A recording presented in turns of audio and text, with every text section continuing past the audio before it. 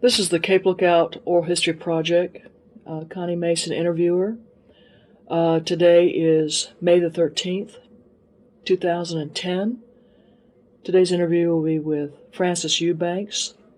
Subject will be Portsmouth Island Village. There will also be some photographs shown of old Morehead City and Promised Landers who used to live on Shackelford. We'll see if we can get any identification on those photographs. And the interview will be taking place at her home in Barnesfield on Highway 24, just west of Morehead City.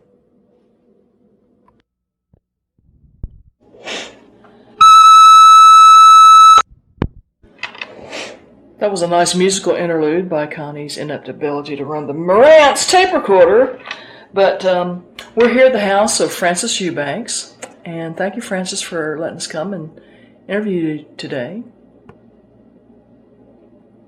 Tape is on.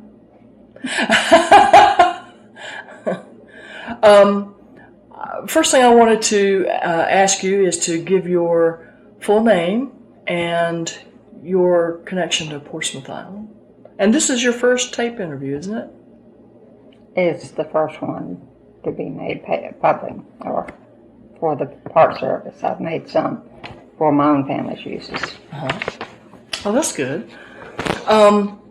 So tell me your connection to Portsmouth, your family connection. You asked for my whole name, Francis Ann Gaskins Eubanks. My mother was Clara Salter Gaskins.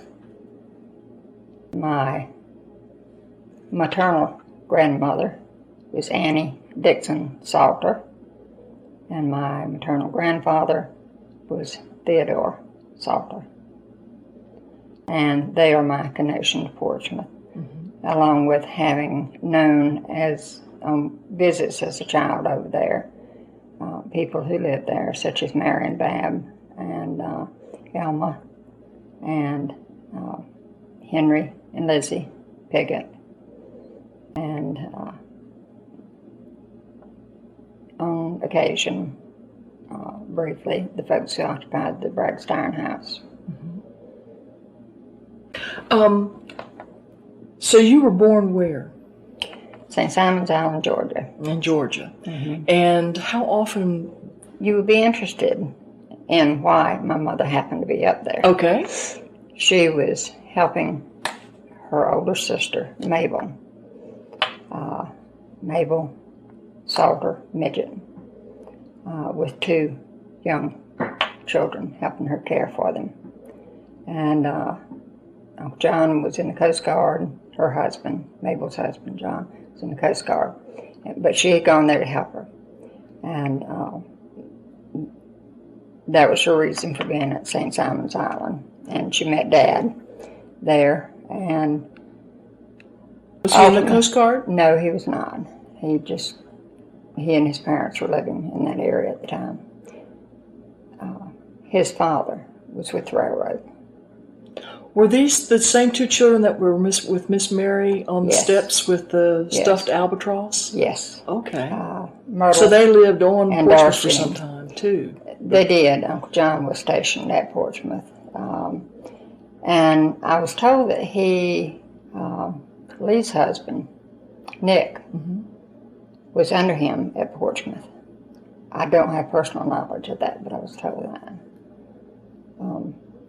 And he was also stationed at Cape Lookout because we rode up the beach to visit them at Cape Lookout. And what was his name again, his full name? John L., I think was his middle initial, Midget. John L. Midget.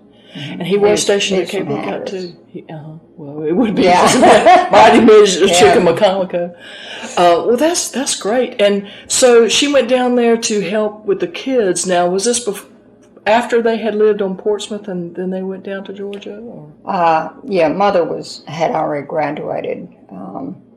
She had attended school at Miss Jeffries, St. Paul's. In Beaufort. In Beaufort. And then graduated the 11th grade from Ocracoke High School. And she boarded with the family over at Overcoat while she finished her school there. So she had graduated, and so that was a prime opportunity for Aunt Mabel. Aunt Mabel had a lot of problems with hearing. She was deaf. I don't know what age she had that. All the time that I was aware of it, she had a problem with it. So I don't know if that might have been one of the reasons Mother went to help her with the children. So she met your dad down there. And Junice was stationed down there. Oh, Junice Austin. Mother mentioned that. And, from Overcoat? Yep. Oh, dog. And that's all I know about that story. I'll ask Eunice. No, I can't. I wish I would at seance. But how long did she know your dad, and then they get married and all that? I don't know. About approximately what year was it? Do you remember what year they got married? And were they married down there? Were they married? They were married at St. Simon's Island. And I can't. I'd have to look at back in my notes. That's okay. I've got it, but I don't know. And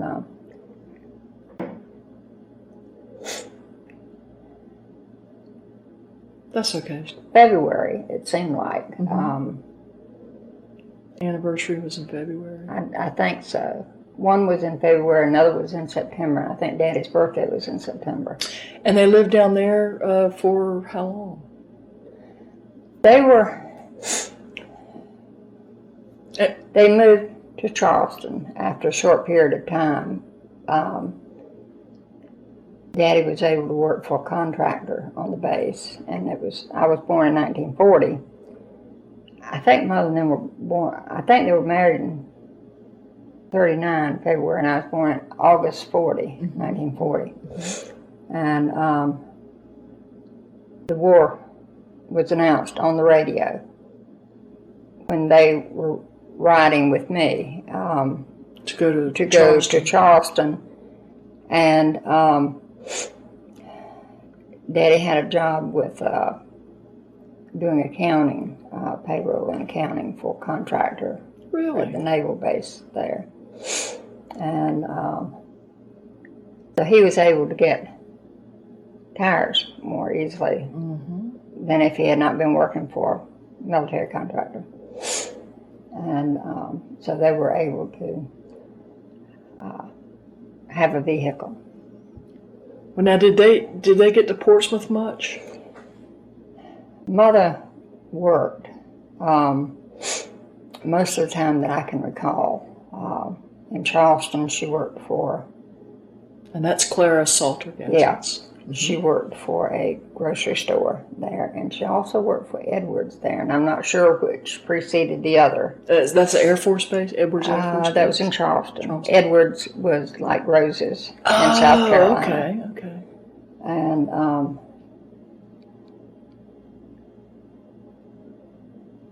And at one time, Daddy worked as a produce manager for the grocery store, and I have no idea at what point that occurred either. So when did you become aware of Portsmouth and maybe how that legacy was different than most people? As an older child, 4 and 5, 3, 4, and 5, about like that, Mother went back every summer during her vacation time. If she was working full time, she had a week or 2 weeks vacation, and she would go back.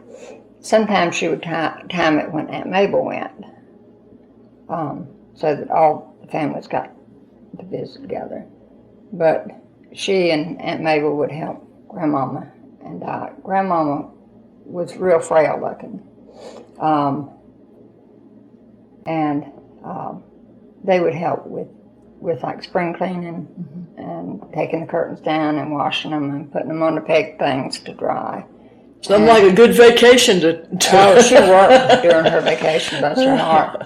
And with the cannon. I remember them doing the cannon in the kitchen. The cannon? Canning. Oh, I Sorry. so wait a minute, a cannon. No, Cannings. Sorry. Oh, okay, but she called it cannon? No, Canning. Okay. I just get lazy sometimes when I'm talking. No, I was picturing the wild gun being in the middle of cleaning it. No, the figs, of course. Oh, Fig absolutely. preserves. Yeah. And as I mentioned to you last week, I think it was, the blackberries preserves. Oh, that was so good. Yeah, and I always was able to get me a little bowl of them with a little tiny bit of sugar on them and a little bit of canned milk. I remember noticing that they had the carnation canned milks, both in the small ones and in the larger ones. But I'd never heard of it before, except at Portsmouth. Dry milk, carnation in a container, and you just measured out and added water. I thought that was a remarkable feat for anybody that could, any company that could do that. Another thing I remember was Aunt Dot would order Does detergent because at that time they were offering dinnerware in it. The little square ones, but you could get them in the green or in the deep blue. But they were square. I mean, the plates were square? The plates were square, the saucers were square, and the cups were square. They were just intriguing to a kid, Oh, yeah. How do you drink coffee without spilling it type thing? I had seen them later in consignment shops and things. But I really loved Grandmother's blue willow pattern. I could just sit there and look at it. You could be quiet real easy because you're taking in all these little things in display. Yeah, all the stuff that was going on in there. Yeah. And when you went to Portsmouth, what was a typical meal that you expected besides the... I always had oatmeal. Still love oatmeal. How do you like it fixed? I can eat either the microwave type or I can cook it up. But I really like it with, of course, sugar. Let the sugar melt on top of it. And a little bit of carnation milk. It's the only thing I like carnation milk in, cereal-wise. And if I'm lucky enough to have raisins, sprinkle some raisins in it. But I can eat it without the raisins. So it stuck to you? Yeah, it was good and stayed with you. And did they have coffee in Portsmouth? They probably did, but I was too young to drink coffee. Right. Boy, I did want one of them Coca-Colas in that Coca-Cola container Grandma had up there in the bedroom. But I was always told, it's little glass bottles. Was that an emergency stash or what was it? It was for illness. Really? Yeah. To rehydrate you. If you were sick and throwing up, it helped to settle your stomach, but also rehydrated you. And I couldn't touch them. And boy, did I long for them. But we didn't have a lot of Coca-Colas or anything like that on the mainland. You just couldn't afford stuff like that. And did you ever get ill out of Portsmouth that you needed? The only illness I suffered was from castor oil. It was the thing then that when the kids were out of school, you gave them a dose of castor oil to clean them out. So we all got a dose of castor oil when we first got there. And you better hope you made it to the outhouse. Oh, my Lord. It was terrible. The stuff tasted awful. I can't imagine. It was a long time before I could drink orange juice again because it was put in orange juice to help you be able to get it down better. Now, did your grandmother insist that happened? Or? No, I think Mother probably got that idea from Grandmother, but that was the thing that was done then. And I can tell you right where that castor oil stayed. Because you didn't want to see it come right out. there where the sink is, and the cabinet that goes up that way and opens that way, it was right in there. Oh my gosh. Oh my gosh. Now, the kitchen cabinets in that house, were they off of a wreck? I was told they were. The ones that were on the opposite side from the window and the pump house, those in particular, I was told that they were. So tell me about as a kid coming over. Now, if you were coming up from Georgia, you came from the Cedar Island, on the Cedar Island? Yeah. I didn't. We moved to Charleston relatively in the early 40s. So all I remember about Mother's telling me about the announcement that Pearl Harbor had been bombed on the radio. I have no knowledge of that except what she told me. And it was later in life that she gave me my baby book. And she had entered, I was the first of the four girls. She had entered in there where my first Christmas was spent, at Portsmouth. And it's so beautiful. It's in her own handwriting, in pencil, age 4 months. You know. And I wouldn't take anything for that. Oh, absolutely not. And so, you know, I know she took me for my grandparents to meet me. And then the picture with me and Granddaddy out. I don't know who took it, but I really treasure it because I have chickens. Yep, I have very few memories of Granddaddy since he died in 1942. Wow, you were just 2 years old. Yeah, he died of cancer, mole on his back. And I guess there wasn't a whole lot of recourse for cancer in those days. There wasn't.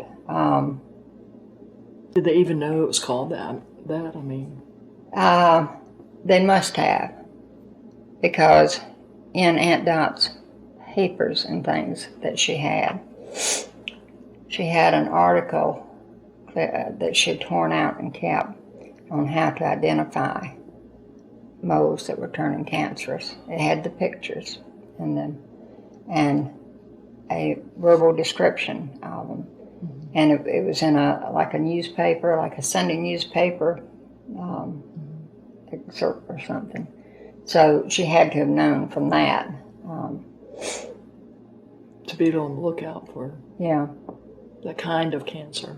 Yeah. And I remember Mother telling me about Uncle Buddy, Ernest Salter. Now, was he the fellow that's standing up in the skiff, poling the skiff? He's been identified as that person.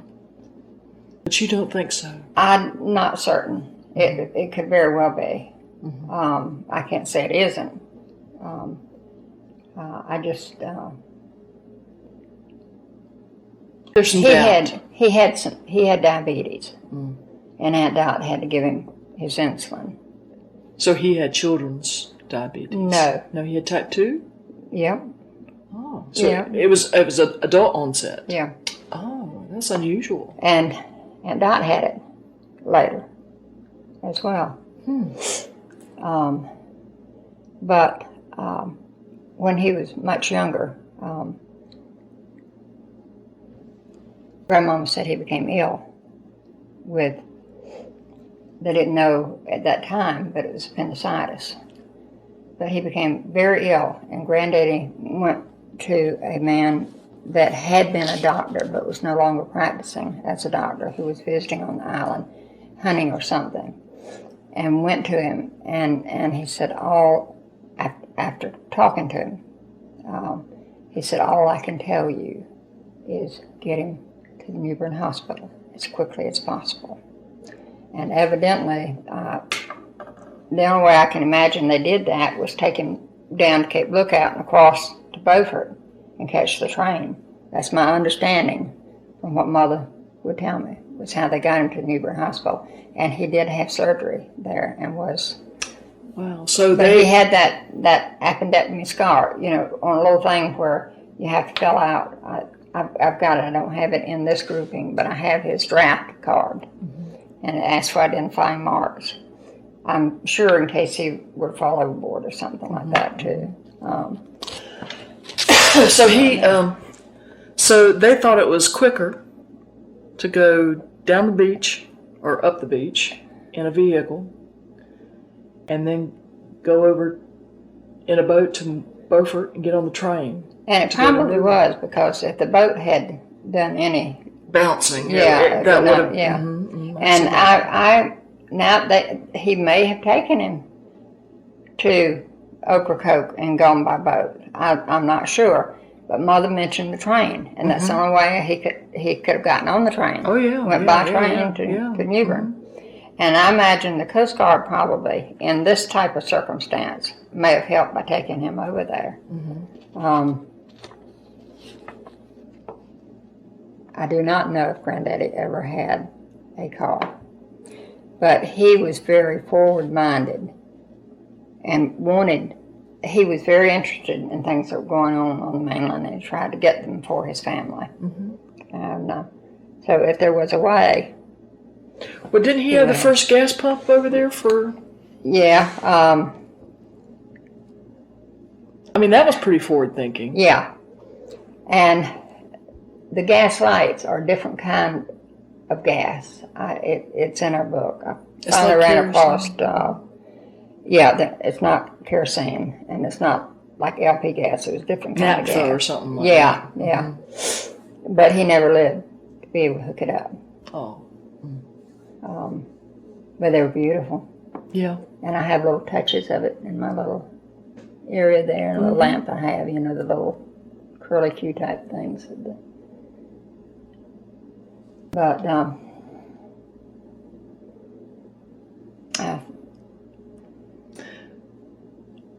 nothing else right now. So when he died, your grandmother kept the store open, and I mean, she did a lot of physical work to keep it open, and to be the postmistress of Portsmouth. And that was one of the reasons he moved the house up, so she wouldn't have to walk home late at night after she closed. Explain that just for somebody who might not know what you're talking about. The current Dixon Salter house, my understanding is that house belonged to Joe Dixon, and was down in Middle Community, and Granddaddy bought it from him. I don't know any background on that, but they had the house moved up. Grandmother had been having to walk down to Middle Community, and she would be in this post office till dusk, balancing, and then would have to walk home. And she was a very thin woman, and Granddaddy was concerned about having to do that. So they moved the house up to its current location by turnstile, and I have heard mules. Well, that's big. And Mother and Dot were in the family that they had already been born at that time. Mother was born in 1917, and I believe Aunt Dot in 1921. So the house was moved after that. Cables and turnstile, and as I can understand it being described to me, one or two mules or horses that pulled the turnstile around and moved it slowly.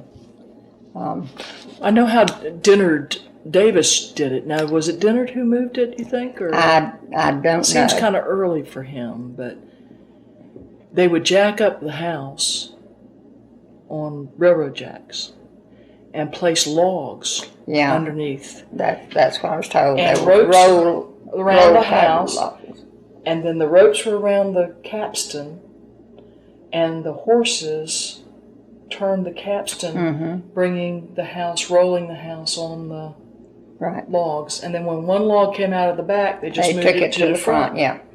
And it was pretty ingenious. Yeah. And of course it was worth it because materials were so difficult to get to an island. And that was not the only house, was it? I had heard there were a couple other houses on Portsmouth that had been moved. I do not know. Yeah, I think it was from the Sheep Island onto the middle community or something like that, but that's not important. I have later heard of ones that were moved from there, from Portsmouth, meaning the entire length, I guess, including the Sheep Island community, middle community, that were moved to the mainland. But I haven't been able to trace that down. Was that the house that's in, I think you were telling me, Oriental? I think there's one there. I don't know which one it is. And one was moved to Ocracoke and is no longer there, I don't think. Oh, that's too bad. I've asked about it and tried to find it. I'm not sure. And I understand one was moved to Moorhead, and I have not been able to locate that one either. Really? Okay. Well, it's very interesting that they did that. I mean, they were probably the first recycle and reuse. Yeah. I mean, they'd be so green today. But your grandfather, Theodore, he was a community leader, wasn't he? Mother always felt that he was. That she said he never knew a stranger. Somebody could be coming up in a boat and he'd be there on the shore to meet them and welcome them. So evidently he enjoyed people. They actually moved when Mom and Dot were old enough to go to school. They moved to a place in Moorhead for just a very brief time. And I think Guy Dixon owned the house that they lived in. I don't know whether they rented from him or bought from him or what. But it was down around 4th or 5th Street on Bridges. And Grandmother didn't like it. She wanted to go back to Portsmouth. Because like all kids, they brought home illnesses because they were in a classroom. And Aunt Mabel turned over something hot on Mother, and it burned her arm terribly. I think it was coffee, so somebody else must have been drinking it besides the kids, but she turned it over, and Mother, for all of her life, had a really bad scar on her arm. Your mother? My mother, Clara. Clara. Yeah. And she said that Aunt Mabel had done it. And evidently, there wasn't a lot that you could do at that time except to hope it healed. But it did leave a really bad scar that Mother was very conscious of. But they came on back to Portsmouth. And Dot went to school with Aunt Mary here. My grandmother just didn't. I guess she felt safer at Portsmouth. She was more comfortable with Portsmouth. And in a 1932 interview that Aycock Brown had with Granddaddy, he was talking then about the possibility of going to Florida. I don't know whether it was to fish or what. Granddaddy had a buy boat at one time, and I don't know what period of time he had that. But he was aware of things that were going on the mainland and how things were changing and stuff like that.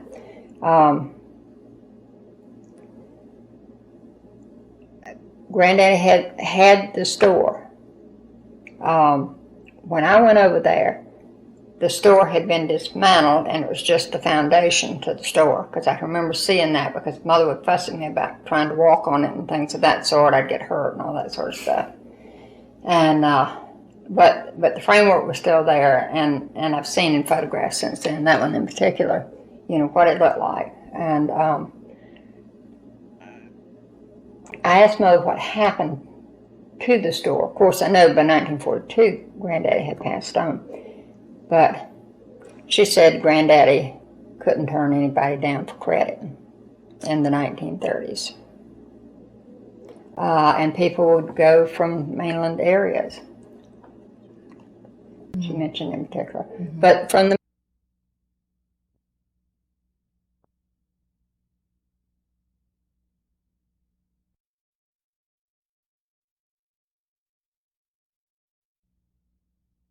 head that if people didn't pay their bills and he couldn't pay, he would have difficulty paying. Yeah. And I have run across one item that indicated he dealt with like Freeman wholesale. And I ran across one letter in which he applied to manage the fisheries. Really? Yeah. Which one do you remember? The Phillips or Webb or Wallace fisheries. Wow. The one that's at Portsmouth. That was at Portsmouth? I didn't know there was one at Portsmouth. I assumed when I read it that it was one on Casey's Island, because that was the only one I knew about. But that was just my assumption. Right. Right. Well, wasn't that the one that Ed Dixon was the night watchman for? That's my understanding. Yeah. So that makes sense. And he had also applied to be a lighthouse keeper on one of the pile lighthouses. Screw pile lighthouses. Yeah. And I didn't know until 2 years ago at the homecoming when they did the whole listing of people that had served there. Granddaddy's name was on it. I had never known that. Just one term, evidently. But, you know, people really cherished a government job, you know. Oh, yeah.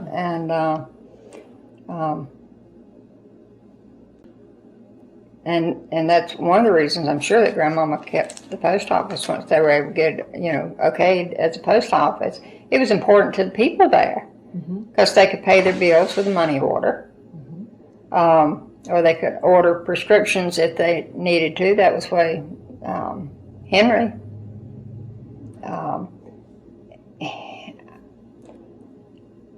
I have copies of letters from Henry to the Byram place, where I don't have the initial letter from the Byrams, I don't believe, where they would inquire about the house over there. And Henry would tell somebody what to write in the letter for him. He could not. He could not write. He could not write, I was told. And I think I recognized Grandmother's handwriting in some of the letters. But then after Grandmother, well, then later, it looks like somebody else's handwriting. Could Lizzie write? I don't have any knowledge either way. Was it you that was telling me about Joe Abbott, his uncle, right? Is that Henry Pigot's I think so. uncle? I think so. About how people used to read to him, read him a lot of books. No, I didn't know Joe Abbott. I just heard people talk about him. Okay. And But the only you knew knowledge Lizzie, I though. have, yes, I knew Lizzie. Can you tell me a little bit about her, some of her personality? Or?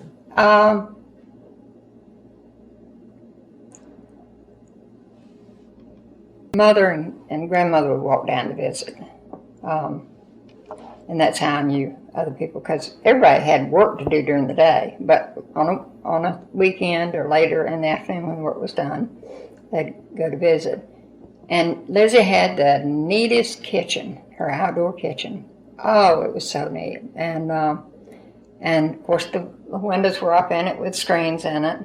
And she had preserves on the shelves and things. And but she was just acted very happy and contented. Somebody told me she played the accordion. Is that right? I didn't know that.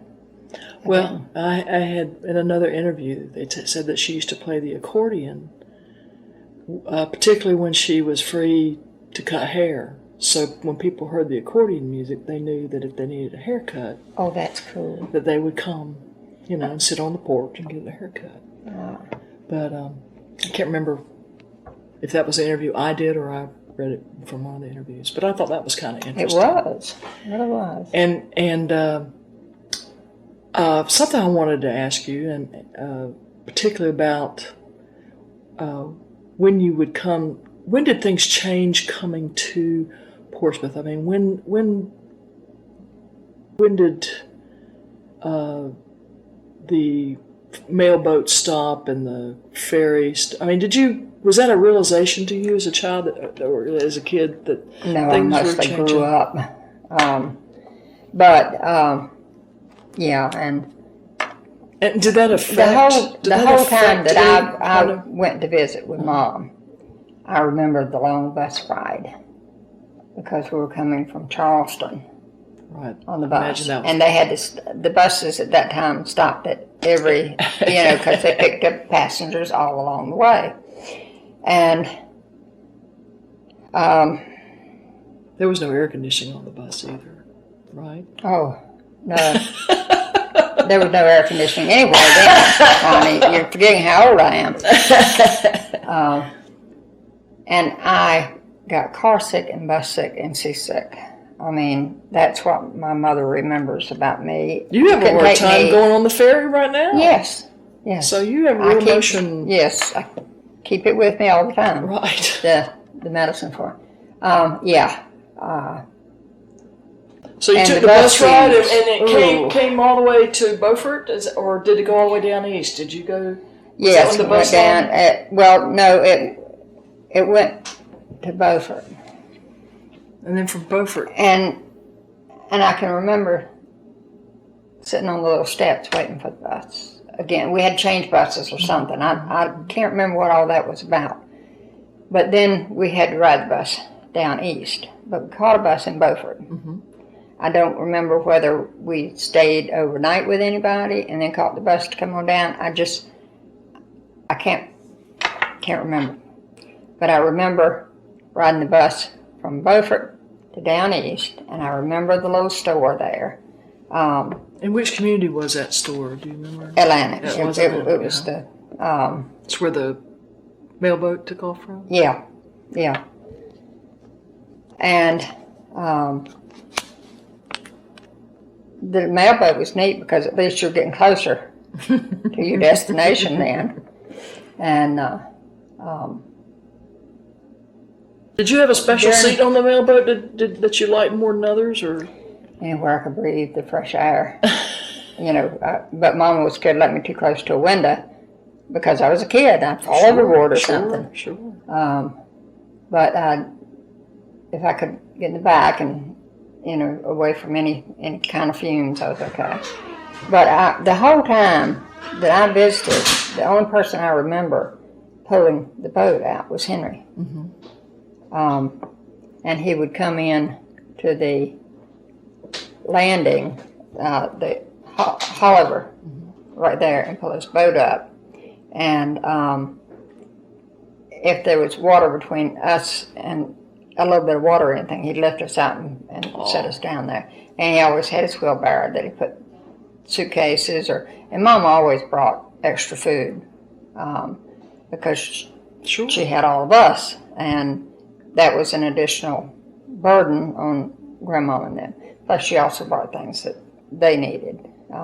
So she had boxes of groceries, and he'd take them up there. Did he ever? But I was fascinated with his boat, and I've always loved boats. They were a means of getting somewhere, and the fact that he could pull it, that just here he's getting where he wants to go, which is on one side. Yep. Without changing sides. Yep. Yeah. And that's that core sounder in him. But it was it was neat, and somebody asked me that was doing a thing at the Waterfowl Museum, a young man, if if I thought too much was made of Henry's role in the village.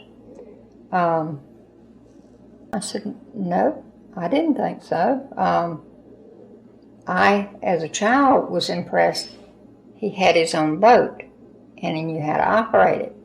And he went out to meet us and brought us in. And he and Lizzie had their own home. I said, everybody didn't have their own home then. I said, so yeah, as a kid, I was impressed. Mm-hmm. He was self-sufficient. Mm-hmm. I had heard that... And my grandparents, I felt, were quite self-sufficient. Oh. They had their own home, a beautiful home. Mm-hmm. Gorgeous home. Anybody on the mainland would love to have that home. I had heard, and you can just tell me yes or no if you've heard about it or not, but I heard that Henry had a nickname called Fid. Did you ever call it? I never heard him call that. Okay. Mm-mm. Well, you know, a fid is something you make nets with. Yeah. Okay. I did. That did pop in my head. Right. Well, I didn't know if you knew the story about why he was called that. You know, if you ever heard that. That's okay. I do remember. These are little snippets of memory. Oh, yeah. I remember seeing Aunt Dot and grandmother making the little nets. They had a little cup hook that they started on, and they would sit there and mend the nets. And I always wondered what they were for. I thought, due to the size, they had to be one of two things: a basketball net or a fish net, a scoop net. But I thought that was pretty neat. They could work those things. I'd sit there and watch them for hours. Oh yeah, yeah. Well, they did get some kind of contract. I had read that later in something that you had done, an interview that you had done. They had, it was part of the helping get rid of the symptoms of the depression. And what they did was they took the net making skills, net knitting skills of the coast, and taught the people in the mountains how to make hammocks. That's how they got, you know, they taught them, and they got a contract with somebody to make basketball nets. And we got that picture of Addie and her sister Nora on the porch making basketball nets. Marion showed me that. And another thing that Mother talked about was, with the Civilian Conservation Corps, was the digging of ditches to drain the walkways, the paths or something at Portsmouth. I never heard a whole lot about it, but that's where some of the little canals alongside the walkways came about. Excuse me. Well, I had heard the very first time I went to Portsmouth with the Park Service, and we were walking down the straight road, and do you remember Bruce Weber? He was the chief of interpretation. Vaguely. He was a hoot, and but I always thank him for. He gave us 2 weeks training, and now they don't even get a day. But I learned a lot that year. But he took us. We went to Portsmouth, and as we were walking down that road, he said, "Well, one of our early informants told us that this was dug with a one-armed man, by a one-armed man." I said, "Well, you know, those steam shovels are called one-armed men." He said, "Really?" So I don't know if it was a euphemism or if it was really dug by a one-armed man. But I think it was probably, I don't know. I just don't know. But it is very interesting, that part of, because that was, somebody did a lot of work, in other words. Yes.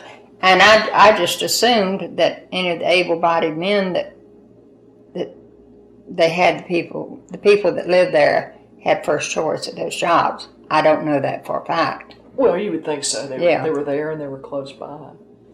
Did you want to look at some pictures? There was something that I wanted to show you. I saw it a few minutes ago. Don't know how far down this stack it is. Now, what's the relationship between your grandmother and Carl Dixon? Was that her? I don't think there was. If so, it was Was it long. Elma's family? Elma Dixon's family? I do not know. Okay.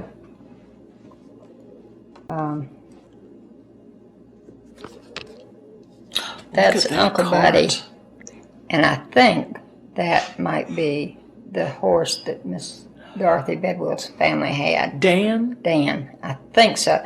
But I had mentioned one time before they started filling in that And road, that's your grandparents' house, the corner right there. he's filling in little holes with sand from the water. Oh. I mean, from the beach. Right. And I told him, I said, I know for a fact that was done. I said, I can't give you the year, but I have the picture. There it is, yeah. That's a huge two-wheel cart. Yeah. That's about And to your granddaddy's shoulder, so that was a big wheel. Yeah, and At least Dorothy 5 foot said that diameter. that they would let Ben know when they were coming over, and he'd catch the horse and get him used to the cart again, and they would bring all the supplies up. Mm-hmm. But Dan's a big horse. That's a big horse too. And I actually got to see Dan before he perished in a storm. Oh, is that how he died? He was running down the path. So he had free range of... I just look up and this horse is galloping down toward Bragg Steinhouse. And I asked Mama, she says, yes, that's Dan. And I didn't know who Dan was at the time. Oh my gosh. But he You did get to see drowned him in a in a storm, is what I was told. There was a picture here. That's amazing, Francis. So he was a dark horse. No markings, it doesn't look like from this side anyway. Kind of a profile shot here. But he's filling in the potholes. Wow. Come on, I know you're here. There it is. There it is. That was the Dixon Salter house. Oh, look at all this. And I was told that was probably Ike, another relative of Henry's. Mm-hmm. He was real tall, and he's in the Keeler Cemetery in the really long gravestone. Okay. Grave. Wow.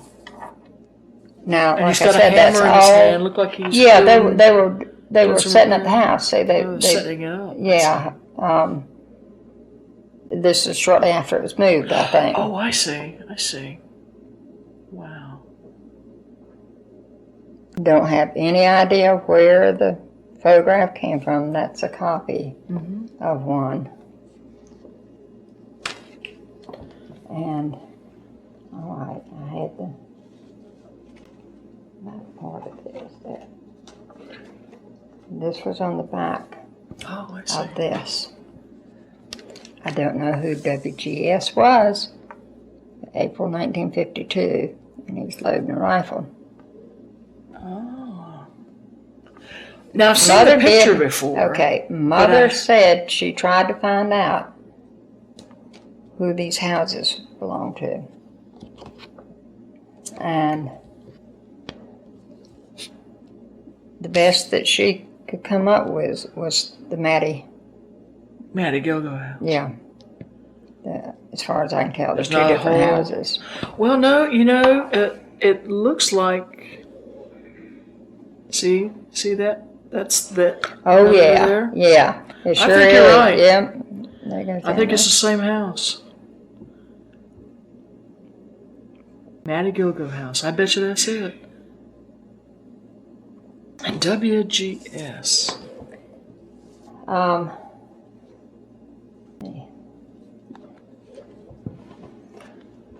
There's Francis. Oh my Lord. Find one that we have a date on here that I love. Oh, You look like a doll baby there. there. Oh yeah. That's probably goes on the back of that Oh one. yeah. There it is. Loading rifle. Yep. got to make a copy of that and get to Joe. And there's another one. That's the original of that one. I wasn't sure I had it. Well, now, it says Francis and Clara and Joe. Clara Joe. Clara Joe. Okay, I started saying, I only see 2 people here. Mm-hmm. Clara Joe.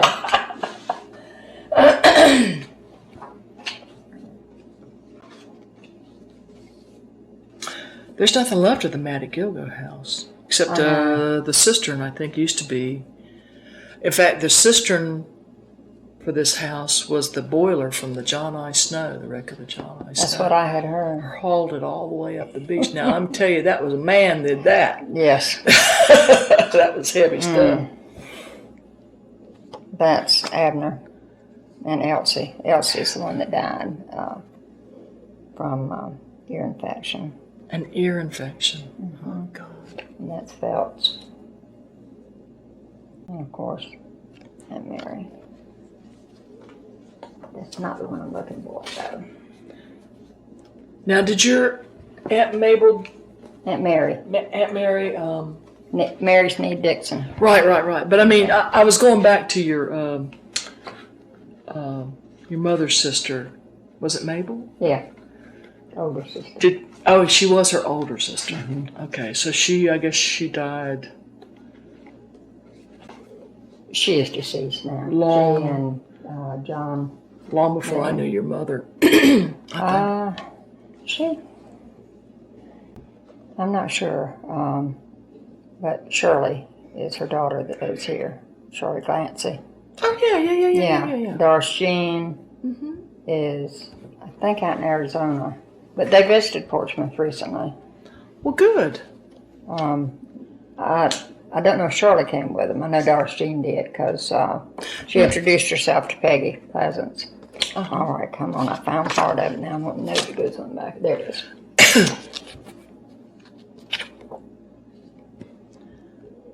William H. Bell Sr. of Newport. 1929. Dot and Clara. Mother's own handwriting on the back of it. And your baby dolls. They're baby dolls. Yeah. I didn't like baby dolls. You didn't like baby dolls? No, I had 3 younger sisters to look after. I didn't want baby dolls. You didn't want any more responsibility, did you? Nope. Now, what building is that? Is that a fish house? Or? No, I think that was that might have been the house that had been before they bought Joe Dixon's house. I gotcha. That's the only thing I can figure out. Well, 1926, that would... Mother was born 1917 and Aunt Dot 1921, so that looks about right. Yeah. 5 and 9. Wow. Yeah. That's a great picture. I've never seen that one before. And I just thought it was so wonderful. Oh, yeah. That he put it on the back. Oh, yeah. I don't know William H. Bell, but well, he was thank him very much. He was a commercial photographer, wasn't he? I don't know. But he writes like he would have been, you know. William H. Bell Sr. of Newport, North Carolina, 1926. So, I bet you he was. You know, because they had Stephen Bell's father was a photographer in Moorhead, and I bet you his father was. I didn't even think that he might have been related to Jean Bell. Mm-hmm. I think that might be well, we need to do some research on that because if he did, wonder where the negatives are. Half of Jean Bell's negatives can't be located. Oh, well. But we'll see. Yeah. But it's good to have it down like that. Did you know did Henry ever use Doctor's Creek to come up in? Yeah.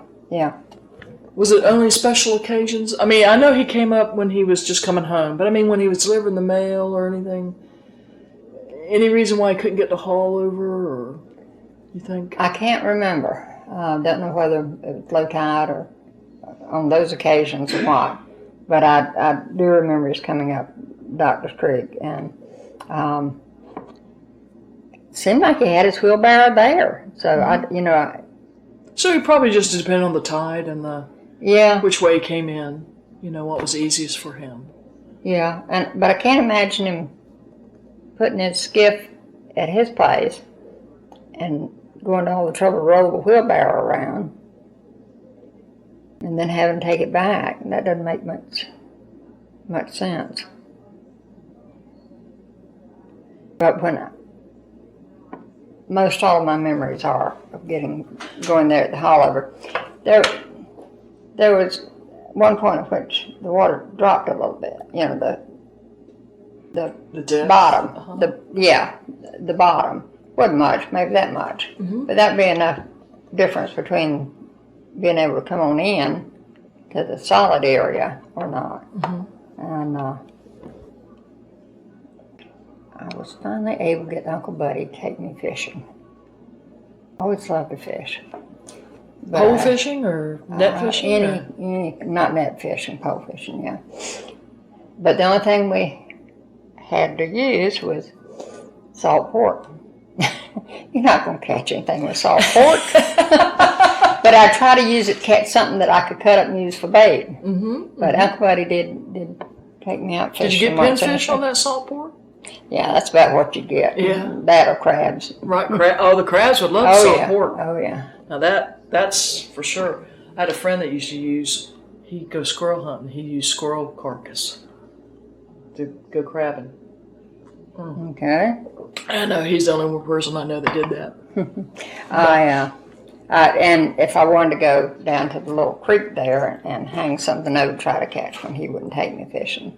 I'd try to get crabs up. Of course, you could spend the whole day trying to get one crab up before you get to the top and drop off.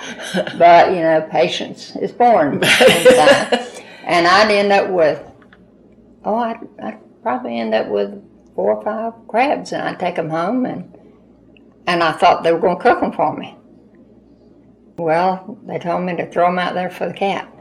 I think Mr. Will Willis had a cat or 1 or 2 or something, but there was a cat around there. And I'd have to throw those hard-earned crabs out for the cat. Oh, no.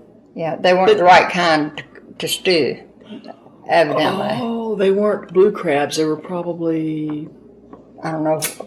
I didn't know one crab from another then. I just knew what they looked like after they were cooked. Mm-hmm, mm-hmm. Well, that's too bad. How did they eat a lot of seafood? They had to in Portsmouth, didn't they? Or? Well, yeah. We had chicken because Grandmama had chickens, and everybody in my family liked chickens. But they did pick. I can remember the first crab stew I ate was over there, and Mama made her crab stew the same way with a white base. Now Larry's mother made hers with brown stew, brown base. So they would probably darken the roux more. I didn't really understand how they made theirs, but what would you have with the stewed hard crabs? Probably some type of bread. I can't remember. And that's it. Grandmother would occasionally bake bread. Mm-hmm. And that stove that's in there currently in the house, in the house, it's not the type of kerosene stove they had. Oh, it's not. I gave them pictures of the type. Oh, good. It weren't the actual one there, but I gave them pictures of the type that was there, the research group. And it had a little oven thing on the end of it, yeah. Oh, on the end. Uh-huh. Yeah, it was on the end, but it was over the burners. Mm-hmm. And I remember Grandma making bread and that. What was her specialty? I mean, when you came to Portsmouth, what did you want her to cook you that you couldn't get? Well, primarily the blackberry preserves. Yeah. Because, you know, every kid's going to like something sweet. Mm-hmm. And did she have to, or did she make her own butter? I can't remember, honestly. Because, you know, Elma told me the story of, they didn't have a butter churn, but they had a glass mason jar, and they would put whole milk in, And if she wanted butter, she would start just to shake it back and forth. Hmm. And she said if it wasn't forthcoming, you would take a fig leaf and put it in the jar, because the fig leaf had these little hairs on it. And you start shaking it with the fig leaf, it would start pulling the butter out of the milk. Cool. And then once that started, you just had to shake the leaf off and take it out, and then it would come, turn to butter. I'll never forget that. That was one of the best stories. Now, she also told me about having to, and maybe you can explain it better, having to milk the figs. So evidently, the fig variety, one of them out there, had a lot of the white milk in it. Mm-hmm. I remember that because I get it on my hands. Yeah, but it's like a latex. Yeah. And a natural form of latex. And so she would talk about having to get as much of that out of the fig, before cooking it. So I thought that was pretty interesting. And I love figs. Now I'm just like you. I love a fig now. But so anyway, when you came to Portsmouth as a child, were there homes in ruins that you even then, or not that I recall noticing. The Wildest house was still back there behind grandmother's. There was another cistern, a circular system, that was just on the other side of the shed. In the back of your house? Yes, and it was a backup cistern for when they had to clean the other one, or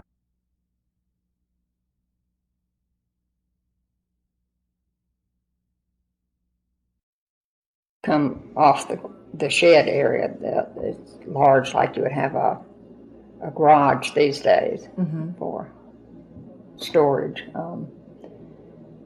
And then on the other side of that was lumber that was up off the ground, so it could be reused. It must have been the lumber that was taken down from the warehouse. That's the only place I can figure it would have come from.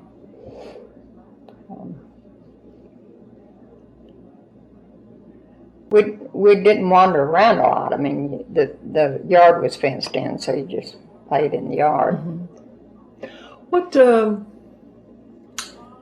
How'd you take a bath on Portsmouth? You had a little white enamel bowl with red around it, and you pumped the water from the cistern into that and washed yourself all over. Did a bird You just bath? had it, yeah. You just had a separate area and a lantern in there, or you got your bath before it got totally dark.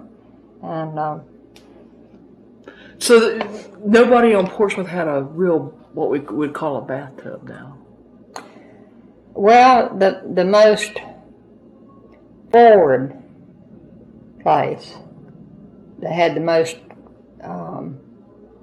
niceties was the schoolhouse that Charles Sibley and his friend Jim had, because they had gas appliances like warm water and cooking and things. And I didn't ever go in their bathroom, but if anybody had a bathroom or shower or anything, it would have been them. Mm-hmm. If you had a cistern up on stilts, you could have a shower. You could have some water pressure. Yeah. Cold. It would be cold, but it was still welcome. What did you think about the bugs coming from? Of course, Charleston's got their good share of bugs too. Did it matter to you? I mean, did you think about that? I mean, was that a concern when you were going? Only time I remember dealing with bugs at all was when the no-see-ums came out and the wind died out completely. Other than that, there was almost always a slight breeze over there. But they burned, I remember there were two smoke pots, I guess you call them, but they were clothes that were burned and put up a lot of smoke, and that actually took care of them. We mostly slept on the second floor. The kids had a pallet on the floor, and the mattresses were feather mattresses. And they were homemade. Yeah. And the windows went to just above the floor level. They were long windows. And you can just lay there and it'd be a nice little breeze, but you can hear the ocean on the other side. Now, I mean, that's a perfect way to go to sleep when you're a kid.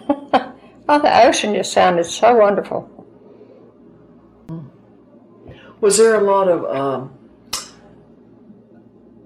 I guess it depends on what time of year you were there, but did you see a lot of hunters and guides and their preparations? Or? No, we didn't. The second room on the left of the hallway when you walk into the Dixon Salter house was always nicely arranged. It had the water pitcher and the water bowl on the dresser, and really nice bed cover and things. And Mother always said it was for when Granddaddy had hunters. Of course, at that time, Granddaddy wasn't alive anymore, so he didn't have hunters there, but it evidently was at one time. So he was a guide for guest. It was for guest. I didn't know he was a guide, but when I later got the papers, he had a permit. He applied for and received a permit to have live geese for hunting. Oh, so they were like Judas birds. They were live decoys. Yeah. And I remember one time I was outside the gate walking to the post office. And that little area in front of the Stern home, as I knew it, part sure was called Grace Wallace House. It wasn't cut as short as the grass in our yard was, but a goose got after me. And I've never been so scared in my life. I was a child, so that goose was much bigger. Yeah, it was big. Yeah, and I ran for all I was worth to the post office. But I have high respect for geese. They can put a scare into you. Yeah, I feel the same way. I love geese, but I just, I don't want them to get after me. And they will. They're very territorial that way. Well, let's see. I did want to show you these and probably tax your moreheadedness. These are some photographs that are from the Promised Land, actually. But I didn't know if perhaps maybe you would... I lived in the Promised Land during one. Yeah, and I thought maybe somebody would look familiar. Now, there's a letter here. Mrs. Anne Marie Willis Guthrie was born at Stacy in 1870 when a little girl, about 8 years of age. She moved to Morehead City, and at the age of 16, she was married to Walter Willis and joined the First Methodist Church, age 13, with her husband, 18, with her husband, which already belonged to the church. In 1897, who already joined the church in 1897. She joined Franklin Memorial, for her husband had left First Church before she did in the year of 1897. She lost her first husband, Walter Phillips, in 1902. She was married to Kilby Guthrie, Sr., 23 years. She was a very active member of Franklin Memorial Church. She had an office in every part of the church. She was president.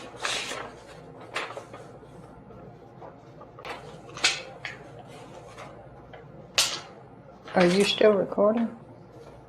Yeah, because I said in the first part, I'm going to stop it so you can have time to look at it, but I wanted to get your comments if you thought you recognized anybody. You might want to get your photographs out of the way so they don't get messed up. This is one that I have, and that's I'm not sure. That sort of looks like Granddaddy. It does, yeah. And that could be Doris Jean. Oh. It's not me or any of my sisters. Mm-hmm. And before we do this, I got to ask you one question, because it's just so important to all of us.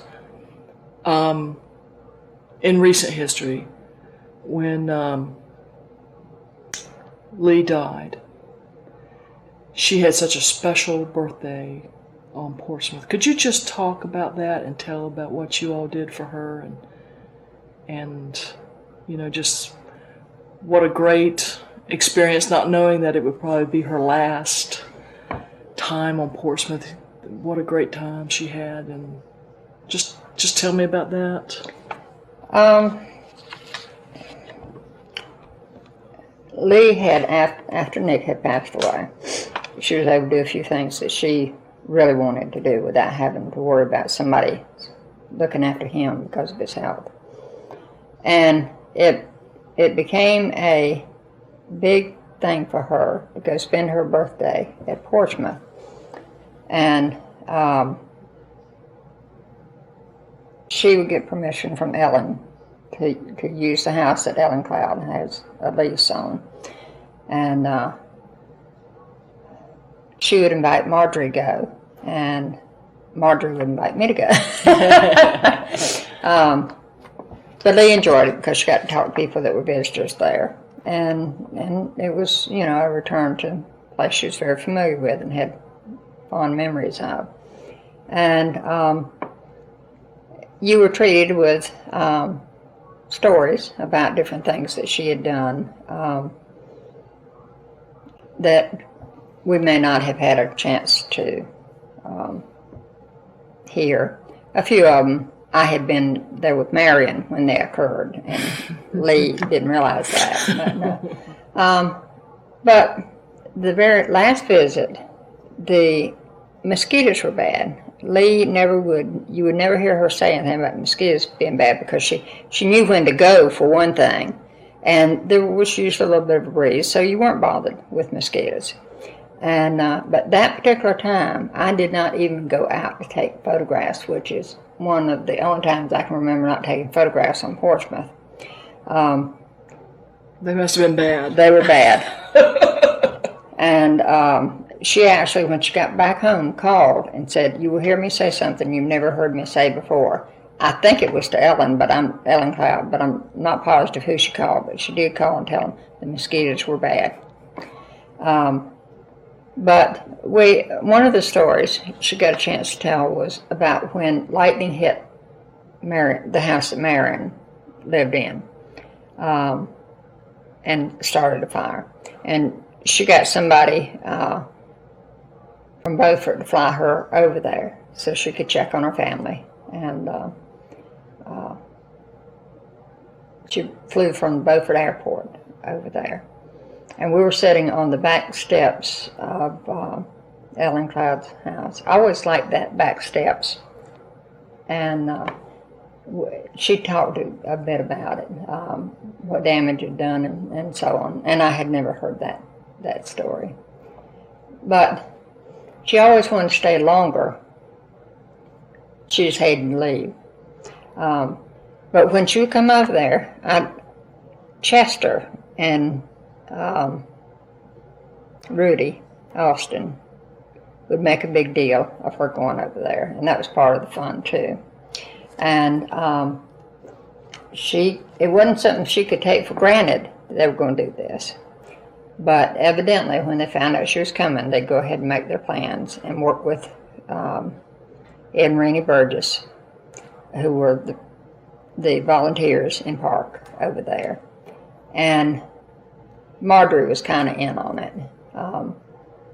And somehow or another, Marjorie would get a cake just in case. She snuck it in somehow or another, and Lee wasn't supposed to know about it. And but Chester, and no matter how bad Chester was feeling, he was always there. Sometimes Rennie would cook a cake also. But they brought the ice cream, which was a really nice treat, and you could come from Ocracoke without it melting all the way by the time you got over there. And of course you had these great gas refrigerators over there too, just in case you needed them, which didn't have when I went.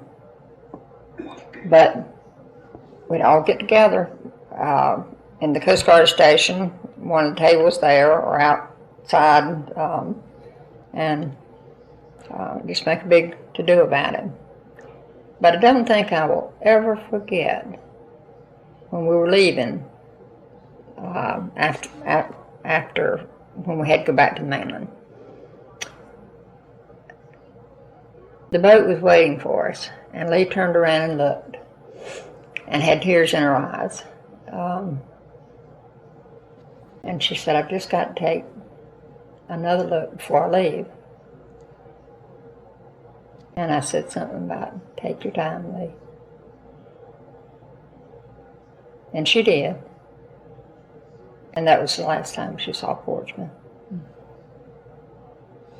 But I can see her standing on that hull of a dock right now, looking back.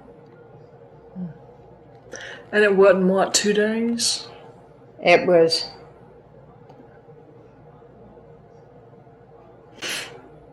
It was less than 48 hours when she passed away. She had gone to Walmart to pick up something for somebody. Yeah, I'm not sure what she went there for, but she came out that second exit because she was supposed to go on, I think, to her square dancing class.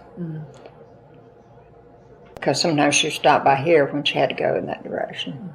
And I think that was where she was going to. I have no idea how it could have happened, because that woman drove to New York, New Jersey, all over the place. Yeah. And she was a good driver. Right.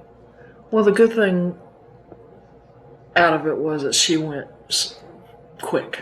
Yeah. They said it was just really quick. And for the tape, she was T-boned by another car. Yeah. And evidently just killed instantly. And but you didn't talk to Lee, but you didn't talk to her the first 5 minutes, and somewhere in the conversation came the phrase, "I was the last baby born." Oh yes, oh yes. But you know what? I actually have a copy of the picture of her as a baby. Yeah. Sitting on the porch. Wonderful, wonderful. I thought that was remarkable that somebody had a camera and got a picture of her.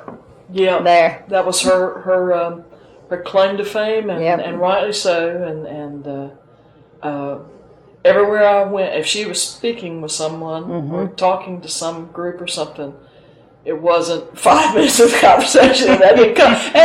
And Karen Amsbacher and I were sitting in Clausen's, and she was giving a talk to some group. And when she mentioned that, we looked at each other. It was all we could do to contain ourselves, because we knew it was coming. Yep. But when it did, it was just, But it was great. And well, thanks for sharing her last moments, last time to Portsmouth. And we credit her with the next homecoming being so beautiful. We said the Lord, she just had the ear of the Lord and said it's going to be perfect, and it was absolutely gorgeous, that next homecoming. And so anyway, I'm going to stop the interview now, and we can look at the pictures and talk a little bit more about those. But I want to thank you for having me in your home today, and I hope maybe we can do a little bit more later on. As you think about things. Yeah, there are. When Marjorie and I were over there as volunteers, nobody could understand how a kid could be occupied over there. And it was easy. There were so many things to play, books to read, magazines, and you made up games. One of my favorite was, you can see the fence around there, and you had a little gate. Well, you kept the gate closed with this little metal ring. I don't know where they came from or how they were made or anything, but everybody over there had them on their gates, and it just kept the gate closed to keep animals from coming in and out. And just a loose ring. Yeah, just okay. little over the smaller than about half that thickness of your pinky. Yeah. Yeah, and you could go outside the gate, pull the gate to, and throw the ring. And if you caught both of them, the one for the fence and the one for the gate, you were super cool. I mean, that you practiced and practiced so you could do that. I mean, you can take anything to keep you occupied. There you go. Well, and like I told you last week about the little cook stove. Yeah. Yeah, those little sand fiddlers more or less stay in those little pots. Took the little model cook stove and pretended like you were cooking sand fiddlers. I was fixing that crab stew I like so good. And, of course, somewhere during that time, Dale Evans and Roy Rogers and Gabby Hayes and Whip Wilson and all those characters were along, and myrtle bushes made great bows and arrows. I mean, you know. Really? Seriously? Seriously. And those little steps, Marjorie just heard me tell this last time, and every time her and Peggy have anybody visit when they're over there, they have to tell this story.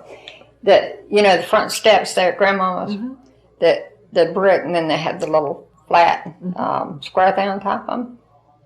Well, Joe and I would make horses out of them. She had one horse and I had the other horse. You just had a little piece of rope or string or something and you wrapped it around it and you were ready to go. Yeah. Imagination. And kids don't have that nowadays. They don't. Well, I definitely got to come back and we got to talk about kids' games and occupying their time and I tell you. all that good stuff. But I've already gone a half hour past of where I